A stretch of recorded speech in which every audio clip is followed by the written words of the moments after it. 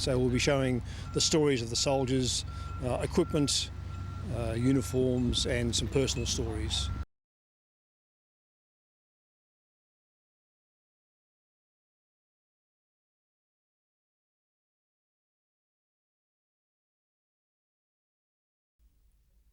During his 16-year career, Adam McDougall endured the highs and lows of rugby league. Today's training session was all about the Mad Dog, who seemed to be everywhere. From state of origin to representing his country, as well as 2 premierships with the Knights, the back of his commemorative shirt makes for interesting reading, more quality than quantity. And there's plenty of fire left in the belly. He's probably the only man in red and blue who's disappointed Greg Inglis won't play this Friday. You play this game to play the best players, and for me it would have been a great way to sort of finish my career. A great opportunity to play someone of his stature, and I've always played my best football against players like Greg Inglis. It's clear one current Knight will notice his absence next season more than most. I already miss him already. I've learned heaps from Doogie, and this whole time of just training with him and just being around him, it's fun. Even a few old boys turned out today to farewell the old dog. He was in the lower grades when I was playing, and I've been retired for 15 or 16 years, so that says something about how long he's been going around for. But he certainly made an impact at the club. I'm not sure how he does it, but given that he only probably plays half a dozen games a year these days, that may be the secret. Just for good measure, McDougall dismissed suggestions of another season one last time. No, this is definitely it, I can assure you. So looking forward to next year sitting back on the lounge and watching the boys go around. As for the rest of the squad, Neville Costigan left training early with pain in his lower calf and will be assessed later this week. It's a similar story for Warhorse Matt Hilder. We're in a situation, obviously, do or die, and if you want someone playing for your life, it's definitely Matty Hilder. Mitchell Hughes, NBN News.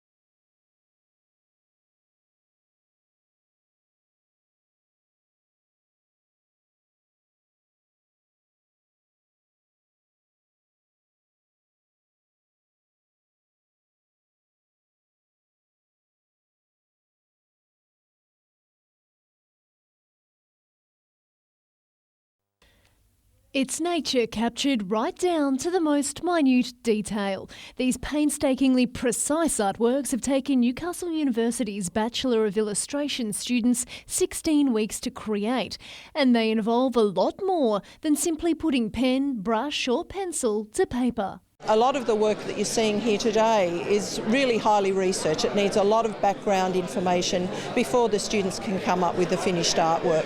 Today, the best of the best was recognised with a presentation of the prestigious Margaret Senior Wildlife Illustration Award. Tanya Houlihan's work was judged a cut above the rest, the accolade providing a perfect end to her degree. Because the standard is so high, it's just a real privilege to win it, and it is. And you sort of build up for your whole time at university for the 3 years to this actual award, so it is a great honour. Madeline McKell, NBN News.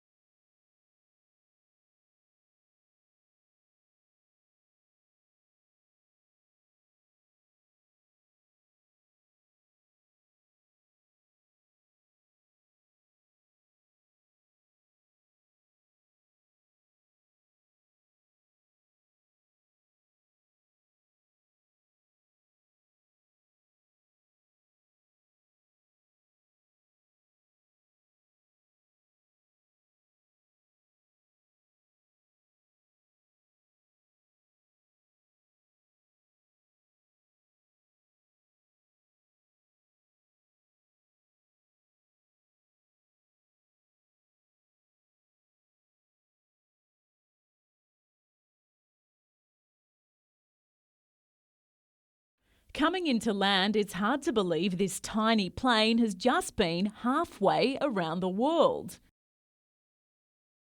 Making this feat even more remarkable, pilot Dave Sykes is a paraplegic and controls the microlight with just his hands.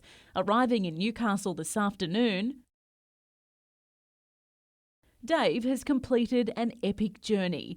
He set off from Yorkshire in England 3 months ago to raise money for the local air ambulance.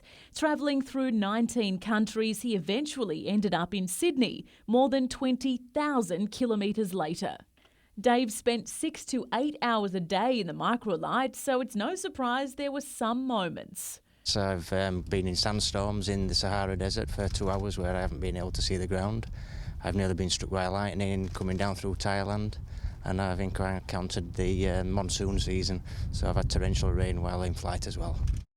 And it's been a costly trip too. Dave forked out more than 46,000 Australian dollars in airport fees and modifications to his plane, but says it was money well spent.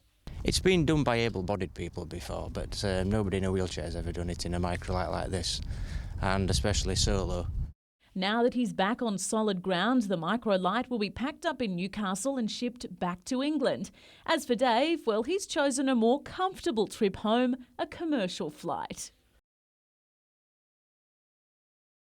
Kate Haberfield, NBN News.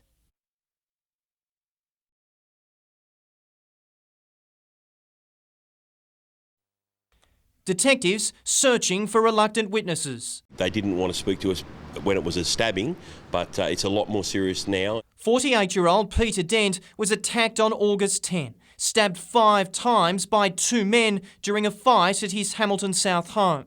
For a while, it looked as though he'd recover. He spent 5 days in hospital before he died. Police first thought drug use was ultimately to blame for his demise. Our forensic pathologist from Newcastle has informed us now that the report is in that is a result directly of those stab wounds.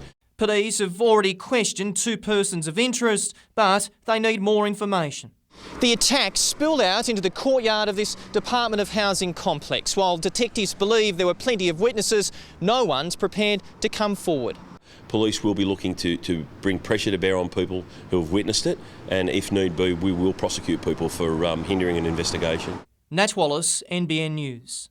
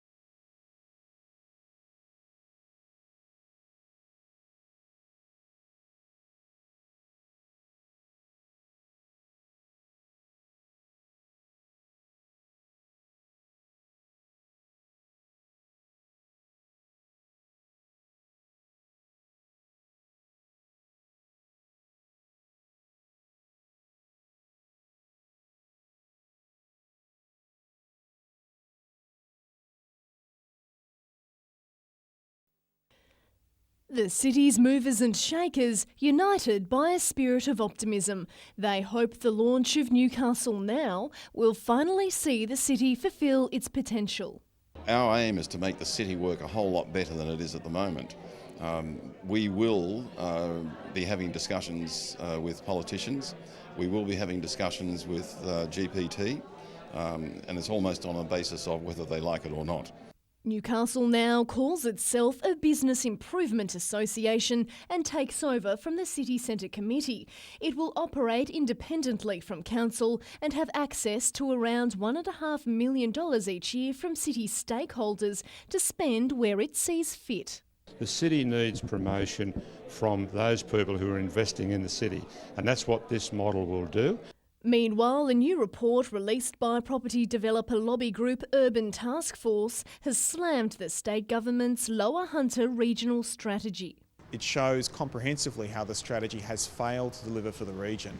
According to the report, in the past decade, Newcastle rents have increased 100%, while Port Stephens ones have soared 82%, rises higher than those in Sydney. It also states that while the strategy promised 4,600 new homes would be built each year, the reality is only 2,000. We can't keep going as we are. We've packed people in as much as we can into the existing housing. We're now going to need extra housing if the region is to grow. Madeline McKell, NBN News.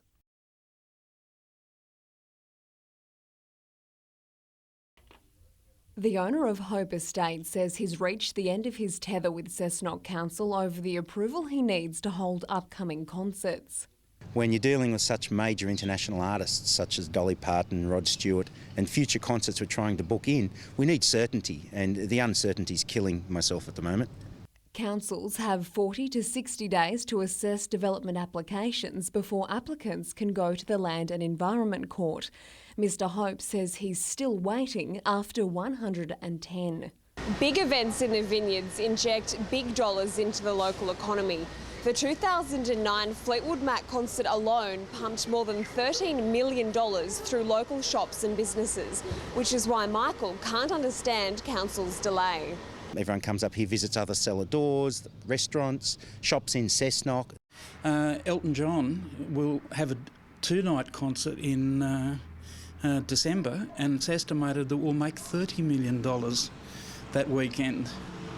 I don't see much of a downside.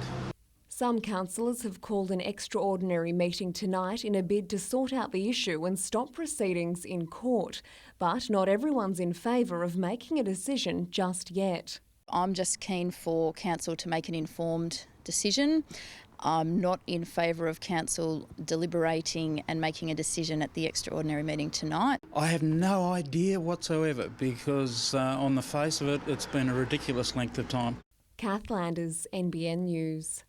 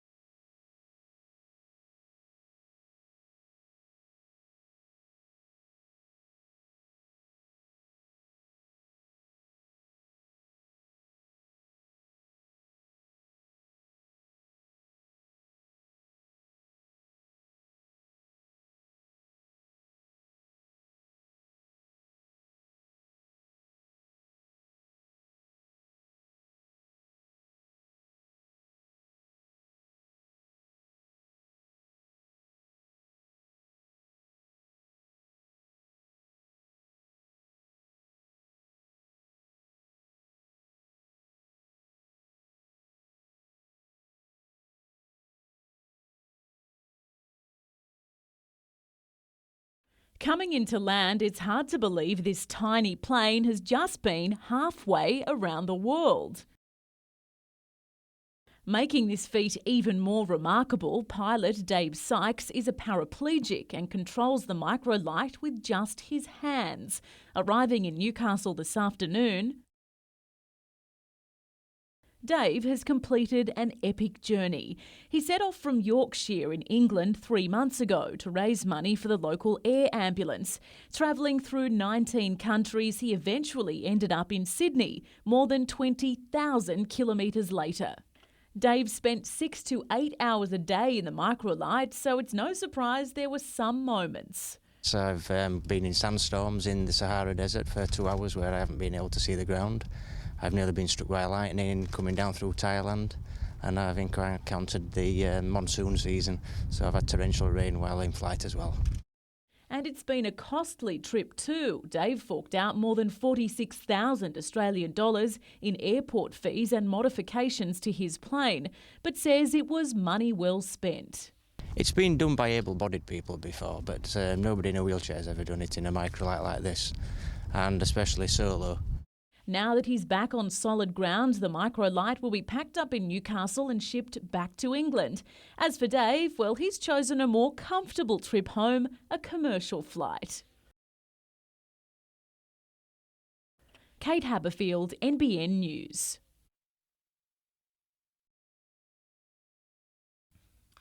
It's something that even has club legends inspired. It certainly is a new chapter, it's a new era. Everyone's very excited. Personally, for me, it's an exciting time. Today's announcement of the Knights Advisory Board sees more old boys return to the fold and follows Matt Gidley being named CEO in July. There's no shortage of familiar names on the panel. Paul Harrigan is chairman. Alongside him, former premiership-winning coach Michael Hagan, ex-Knights Steve Crowe and Troy Fletcher, Newcastle Rugby League's Trevor Crowe, former chairman Peter Corcoran, Nick Dan and the CEO. The makeup of the board is perfect in terms of personalities and expertise. It's an important time for the Newcastle Knights and the whole town to take the best of our traditions from the past and mix it now with our new hopes and expectations. The Hunter Sports Group will deal with the financial aspects of the club, while the Knights Advisory Board has its own function. The role of the advisory board will be very much to do with the day-to-day workings of the football club, like player retention, behaviour, making sure that the corporate governance is all in line with the NRL. The board will also develop 2, 5 and 10-year business plans and a new overall vision for the club. The chief-turned-chairman says work on all that will begin immediately. Tyson Cottrell, NBN News.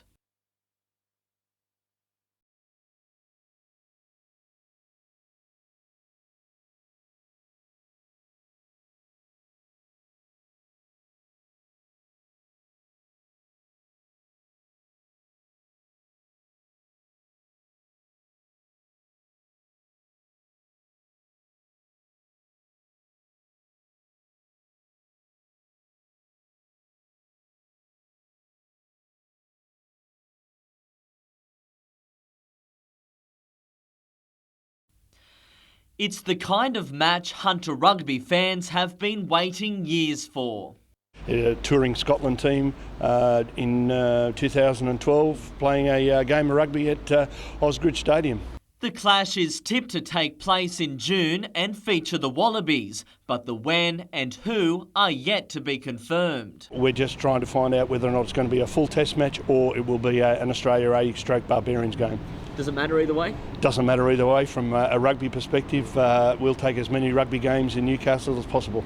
It's been a long time coming. The last time Newcastle played host to a major rugby match was in 1997, when the Australian Barbarians did battle with France. And while it may have been a while between games, it hasn't been for lack of trying. We make an application to the ARU every year for a game to be played in Newcastle, and I think it's probably a culmination of our efforts of continually knocking on the door, and it's paid off. The international match would boost the sport locally. Oh, tremendous for the sport itself. I mean, rugby, along with all the other codes in Newcastle at the present time, have got a good feel about it, and we hope to be able to capitalise on that. The ARU says a final decision on its 2012 calendar will be made in the coming weeks. Tyson Cottrell, NBN News.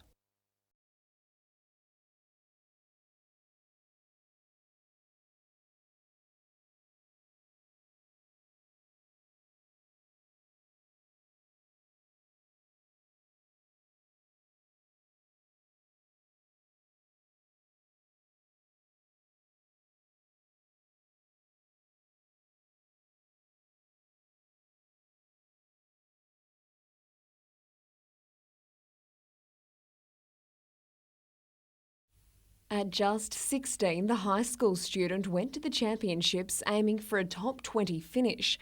What she got was third. I'm really stoked and proud of myself. I'm still actually a bit nervous from the competition. I don't think it's actually fully hit me yet, what I've done. Dad Brian accompanied Ella to Poland and had a harder time coping with the pressure in the firing line than his daughter. My heart was stopping for her sometimes, and racing flat out. I couldn't understand how she could handle all the pressure. Her bronze medal match, I was watching it on the computer, and her coach is in Sydney and he was on the other end talking to me and keeping me calm. It was a really high standard of shooting and it was so intense. I was up against some of the world's best archers. The result has catapulted her world ranking in the cadet girls division to third, making the long hours of training worth it. About 2 hours a day of shooting each day, plus travelling to Sydney on weekends to see my coach. But tainting her success was the discovery the club's storerooms had been broken into while she was away, with more than $10,000 worth of bows and arrows stolen. Kath Landers, NBN News.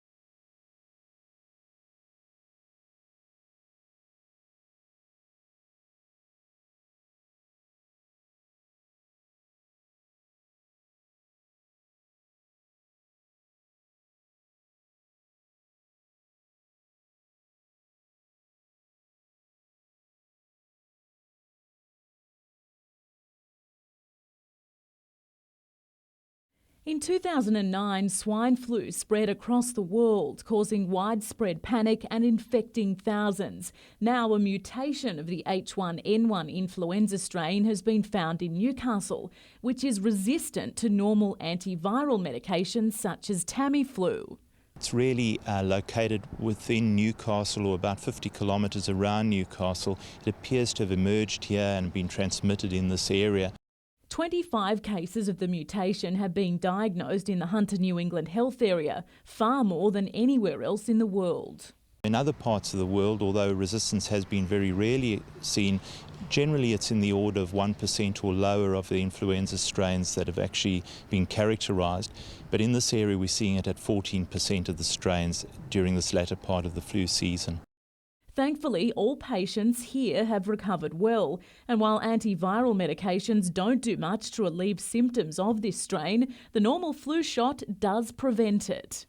And so people in high-risk groups who are more prone to severe disease, pregnant women, Aboriginal and Torres Strait Islander Australians, or people with chronic health conditions really should make sure that they have been vaccinated against influenza. Kate Haberfield, NBN News.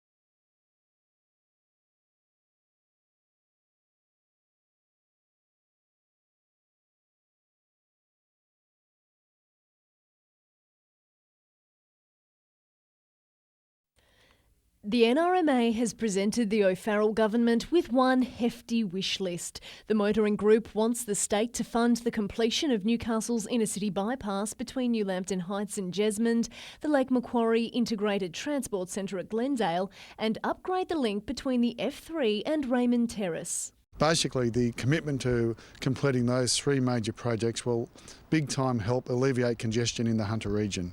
Mr Loade says the interchange at Glendale is crucial as it would encourage motorists to leave cars at home and catch public transport, which would help clear our already clogged roads. We have a population today that's growing, but an infrastructure system that struggles to support today's population, let alone a forecasted population growth of well over 150,000 people over the 2 decades. While the NRMA admits that asking for the full amount of funding in the mini-budget is a long shot, it at least wants the government to commit to the projects. If the funds aren't available, let's basically get some of these projects shovel-ready so that we can be planned and ready to go for when the funds do become available. Madeline McKell, NBN News.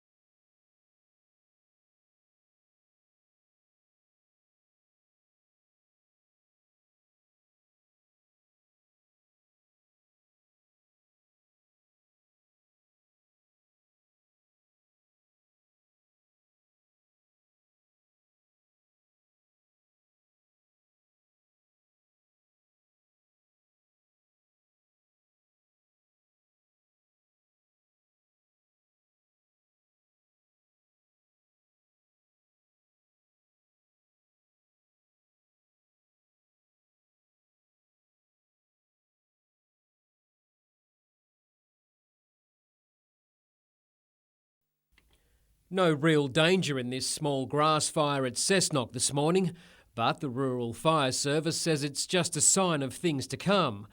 Weather experts are also backing Rural Fire Service predictions of trouble ahead, with a warm, dry spring and summer on the way. Well, we've already seen a warming trend during the second half of winter. We're kind of expecting that to carry over into spring and also the summer. And like clockwork, the first day of spring was a ripper. It's been wonderful to wake up and smell the flowers and come here on the beach today. September the 1st also produced something extra special for the kids at Taro Public. This little foal was just an hour old and sticking close to mum when they arrived for school. It's beautiful and looks very nice. It's got nice colours on it. I think it's very cute. Named Bumblebee by the kids, the foal is the product of world and Australian champion show horses. It wasn't planned. The mayor's all responsible for that, and nature. So that's how it is, first day of spring. So it's a more lovely day for it too. Blake Doyle, NBN News. It's been an injury-plagued season for Souths, and there'll be no let-up for Sunday's minor semi-final against Wyong. Captain coach Matt Shipway has been ruled out. He'll need shoulder surgery, while halfback Nathan Hinton is also a no-goer due to an ankle injury. He was hoping he would be, but very doubtful. He couldn't even run on Tuesday, so... But the side is expected to welcome back other players. We'll get one, maybe two players back. Dave Geary will come back into 5'8", and we're just waiting to see the fitness of another forward, Noel Tupou. On Saturday in the major semi, the Maitland Pickers will clash with Wests. Both teams are battle-weary, but the coaches are confident players will do what's expected of them. This time of the year, I think it's about me taking a little bit of a backward seat and the players just sort of understanding what's in front of them. It's not going to be a here and now type of thing. It's what we've done throughout the season that'll hold us in good stead in the tougher games. And, we're under no illusions how tough it's going to be. And Maitland is in good hands with Trevor Ott named Coach of the Year at last night's Newcastle Rugby League Awards. Danny Vaughan took home the Player and Rep Player of the Year gongs. Jared Edwards was Try Scorer of the Year. There's some other clubs there that had great seasons and, some really experienced coaches there. So it was a nice surprise. But, I'll say again that, an experienced squad certainly helps. Tyson Cottrell, NBN News. They're not exactly golden, but at just 17, Ethan Wheeler is putting a new swing on an old event. One last one by his coach, Neville Short, 40 years ago, who's now resurrecting the Central New South Wales Golden Gloves titles. I thought about it and I put it to the Central Boxing Committee and they thought it was a great idea. Wheeler will compete in one of 14 bouts on the program. Feeling good, feeling fit, worked hard for this fight and should be good. The event has attracted boxers from across the state. Up against a kid from Kempsey, he's a year younger than me. I've fought him before, bet him split points. It was a tough fight, but it should be a good contest. Ethan's a current New South Wales state welterweight champion and I have been putting a lot of work in with Ethan and a lot of the other boxers up there at Talara Bowling Club and they're all shipshape ready to go. But having a local amateur boxing event to compete in is a win in itself. You're lucky to get one or two a year. But it's definitely something to look forward to. I think it's a very, very good thing for the locals and the young youth in Newcastle, Maitland and all around the surrounding areas. Golden Gloves will be held at Talara Bowling Club on Saturday. Tyson Cottrell, NBN News.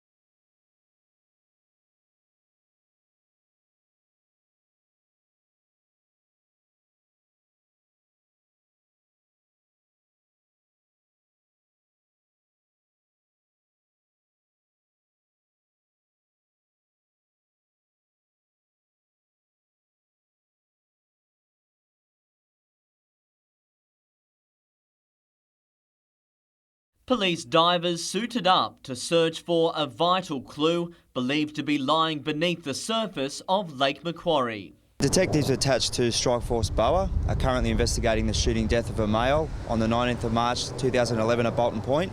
Today, divers went deeper than before. We have information that suggests a firearm in relation to this incident may have been disposed of in that area.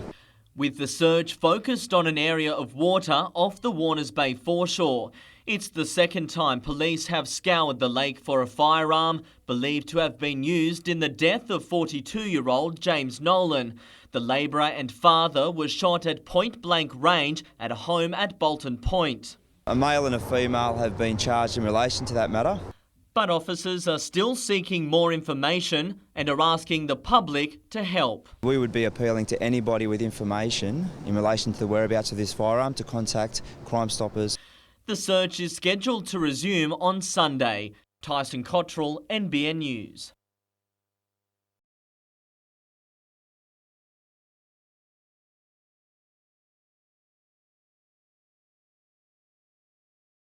Offering uninterrupted ocean, city and harbour views, Nobby's Headland has largely been a no-go zone for the public for more than 150 years. It's a site that probably should have been open quite some time ago. Recently handed over to Crown Lands, the historic landmark is about to be reinvented as a Newcastle icon. So it'll be open for Father's Day and then we'll be opening it 2 days a month for a short to medium term period. Not only will members of the community be able to walk through the grounds, they'll also be able to hold events at the best seat in the house, which has laid dormant for many years. Initially, we'll have it open on the first and third Sundays of each month from 10 o'clock to 4 o'clock. Live sites will have quite a number of our own events here, and then it will also be available for hire as a venue. They'll be responsible essentially for the public access over this period of the next 6 to 12 months until we have a strong plan of management in place, and I would like to see it open to the public on a full-time basis from there on in. I think this will be a great adjunct to our city. I know many people walk along the break wall and they just love to get up there and have a look around. Kath Landers, NBN News.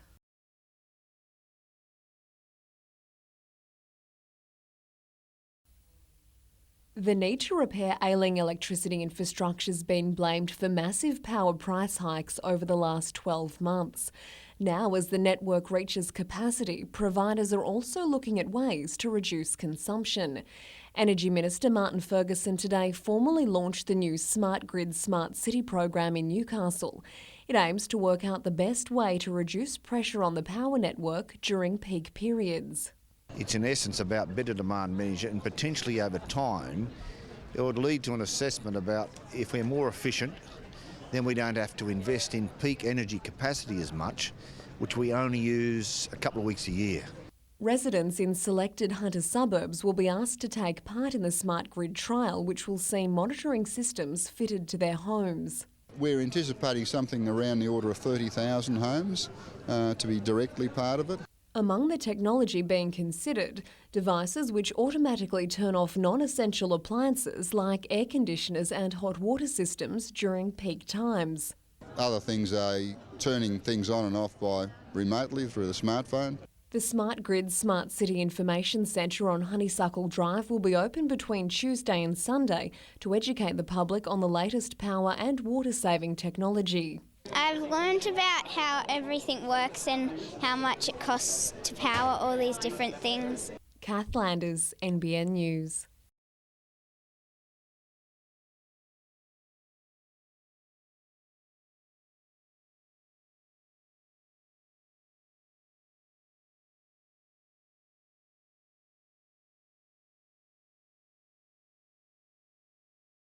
We have a free counselling service, or we go out into industry and commerce and talk to groups of people, men and women, about prostate cancer and how to try and defend yourself against it.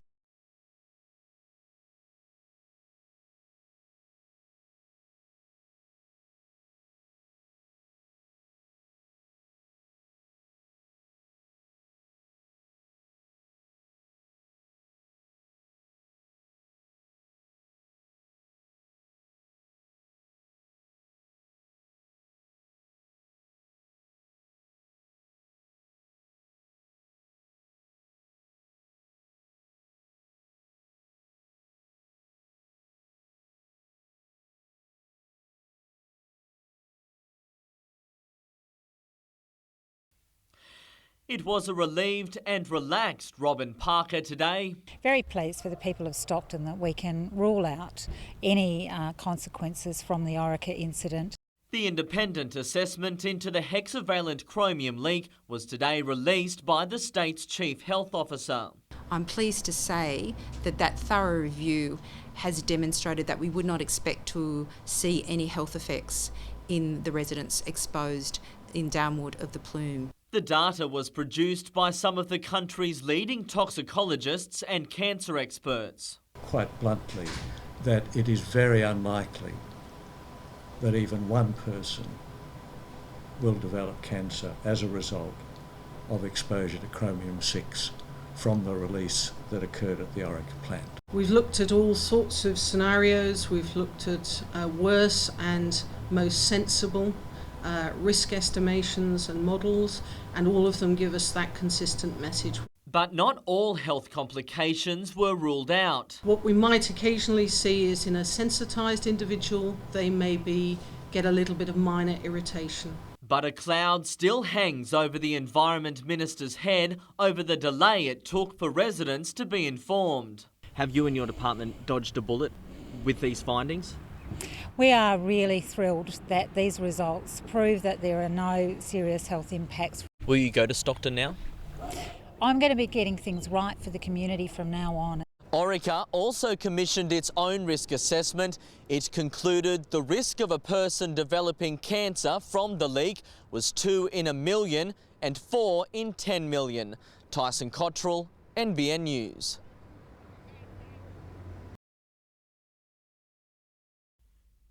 Last year's major semi saw the beginning of the end for Merewether. Beaten by Hamilton, the minor premiers crashed out of the finals a week later against Maitland. With a new coach and new faces such as Dan Kevill and Sean Rudder, the Greens are confident history won't be repeated. The guys have learnt from their mistakes, they're hungry and they're really keen to make up for the previous 3 years. The Hawks come into the major semi off the back of a tough win over Southern Beaches, and injuries have hampered their preparations. Chris Stratton's torn his ligament, medial ligament, so he's out for the season. And Damien Wells has got a strained Achilles, so he's out this weekend as well. So they're two massive blows for us. They're probably in our top 3, top 4 best players. However, the physical game plan won't change. Control the ruck and control the ball. I definitely think, we're every chance of winning it. It'll be definitely a tight game. I think it's going to be down to 5-7 points. With kids under 18 and pensioners getting in free, Merewether is expecting a bigger crowd than the 3,000 who witnessed the final round clash between the competition's top 2 sides. In the other game, Southern Beaches will look to bounce back against Wanderers on Sunday, with the loser to bow out of the 2011 season. Mitchell Hughes, NBN News.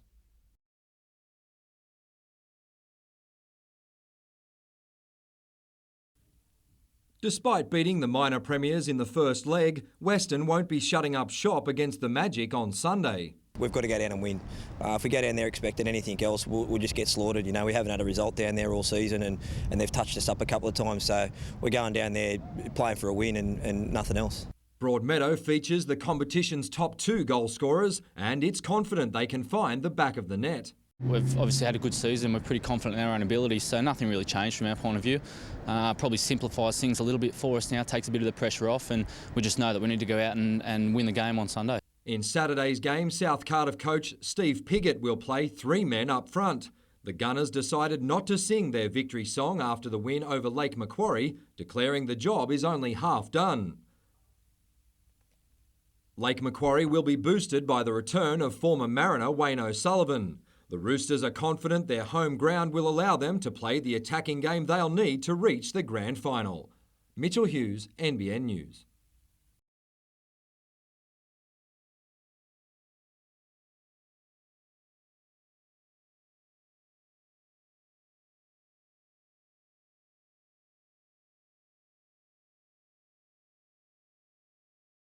For us, it hasn't really worked for us. So coming in second is nice. We were there. We're in touch with everybody, so we're happy with that.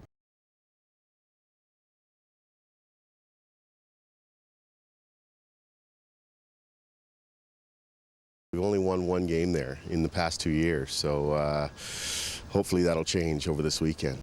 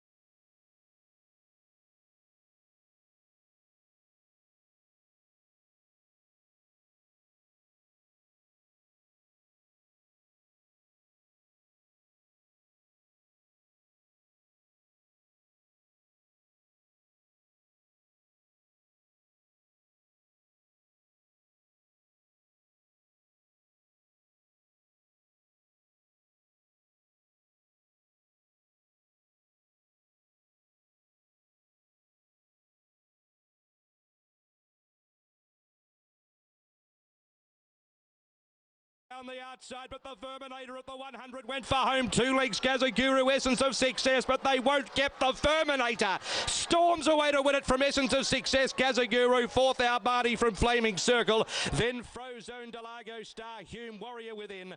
Next to finish, Hoochu, Ironstein, Viking Legend, and Status Quo amongst the tail enders in the Carlton Mid Wyong Gold Cup.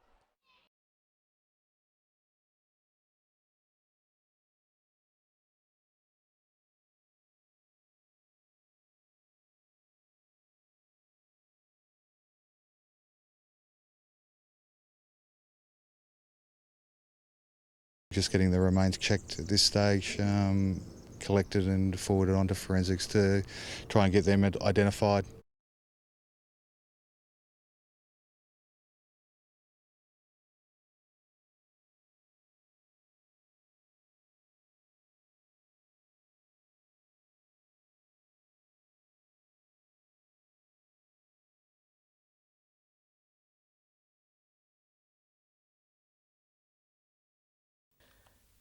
The complex's name is Latin for by the sea, and positioned just 140 metres from Newcastle Beach, the tidy 99-unit block lives up to its name. The southeast corner, in my way of thinking, is the best view. Everything's sold out in this whole south face and the eastern face, except this one apartment. While the apartments only open to public inspection for the first time today, 85% of them have already been sold. We just fill a niche in the market that isn't here, because most other apartments in the city are expensive. Developer Keith Stronach originally planned to have just 43 apartments in the building, but when the market took a downturn, he changed his plans, building more than twice the number and putting them on the market for half the price. The complex's 30 square metre studios are now selling for $295,000, while the larger 2-bedroom units are going for just under $600,000. But the beauty of it is they're affordable, they're actually small, but they've got every facility you need. Avia replaces the crumbling Wirraway apartments and will bring an extra 200 residents into the CBD. Madeline McKell, NBN News.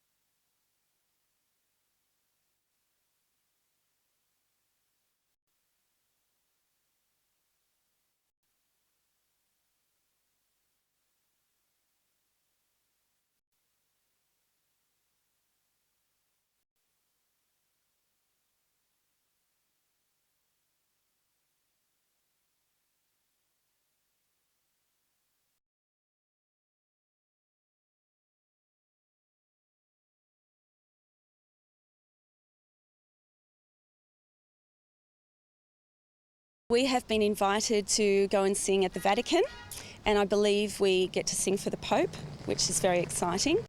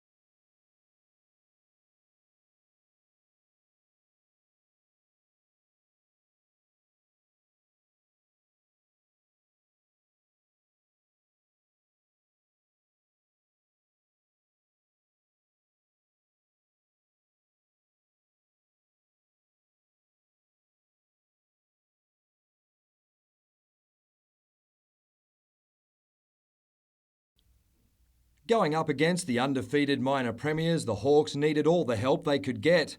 But the ref and the mascot could do little to stop Sean Rudder as he set up Dan Kevill for the game's opening try. A few minutes later, Steve Sione found a way through as Hamilton hit back. Merriweather began to make several uncharacteristic mistakes. The return kickoff went out on the full, and their lineouts were simply awful at best.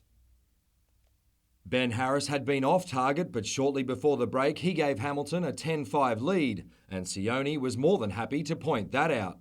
Greens coach Stacey Sykes did his best to fire up the troops, and it paid dividends almost immediately. Jay Strawn made something out of nothing, breaking plenty of tackles including a high shot to bring the home side level. Merriweather seemed to regain its mojo as Coffey put a tough first half behind him with a flying 5-pointer. Even when the Greens went down a man when Kevell was sent to the bin, the momentum continued, with Adam Nolan giving the home side an unassailable lead.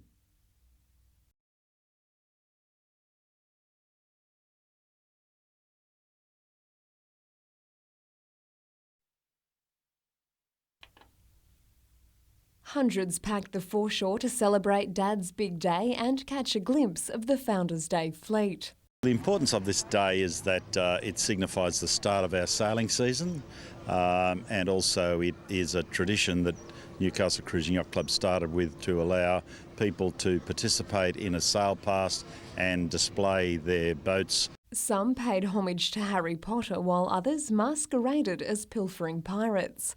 Bygone bandits of a different kind made an appearance on land as part of the Waste to Art exhibition lining the foreshore. Kids pampered parents in the park, but it seems some still drew the short straw. It's always the male job, isn't it, the barbecue? Despite the domestic duties, most were just grateful for quality time together.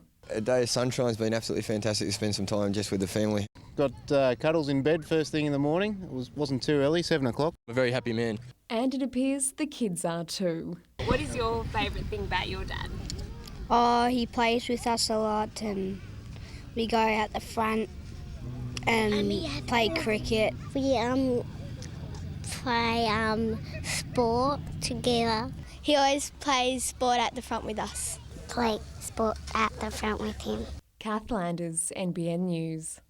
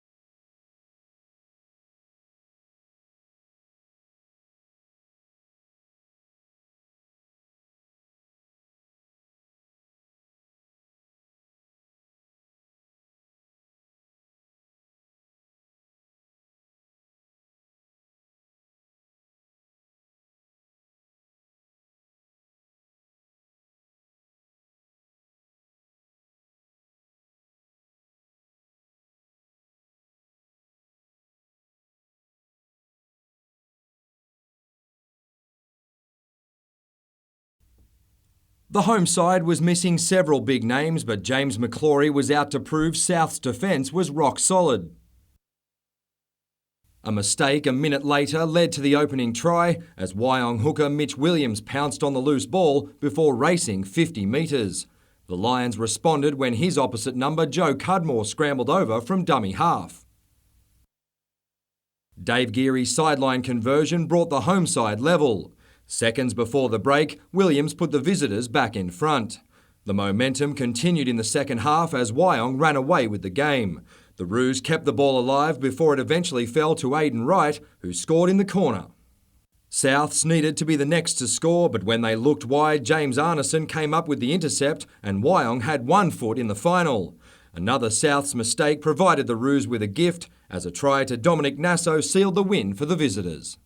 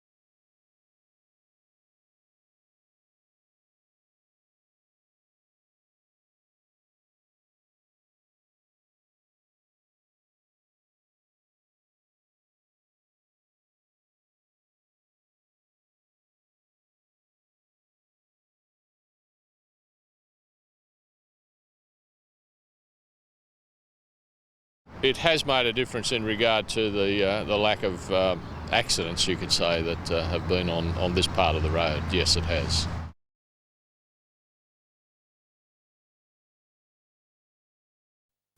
A handful of money needs to be saved, and these workers reckon it'll come from them tomorrow.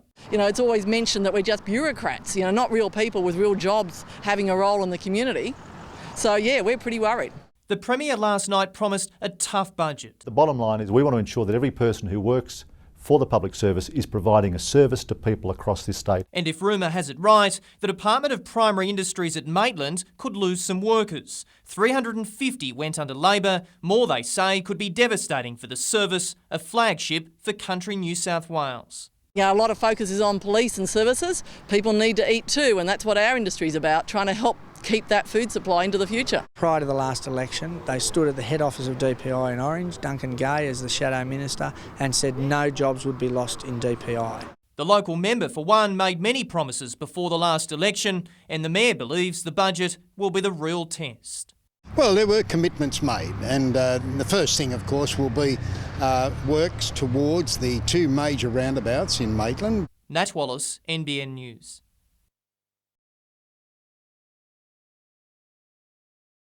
Lake Macquarie councillor Daniel Wallace has a vision for this spot which provides plenty. Well, the area's been locked away for 100 years. We'd like to see picnic tables, barbecues and just a recreational area with some trails for people to come up and enjoy. It's a bit of a hike from the edge of the new Macquarie Hills subdivision, but it's worth the effort to see the view from Wyong in the south to Nobbies in the north and the uninterrupted 360-degree views of the entire region. Councillor Wallace is now looking into what state and federal funding's available to make the summit more accessible. Well, we need to have a look at the costings and what sort of footpaths and trails we'd like to provide in the area.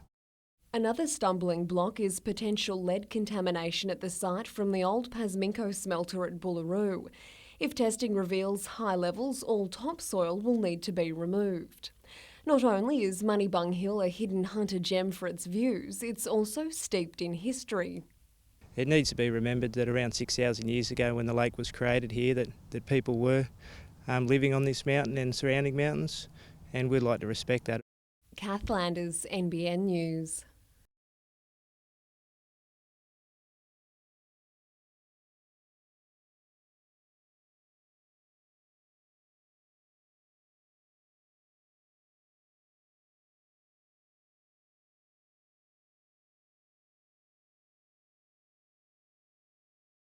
It will be so close, and the dust and noise will be prohibitive to living a normal life. So we have to stand up and say enough's enough.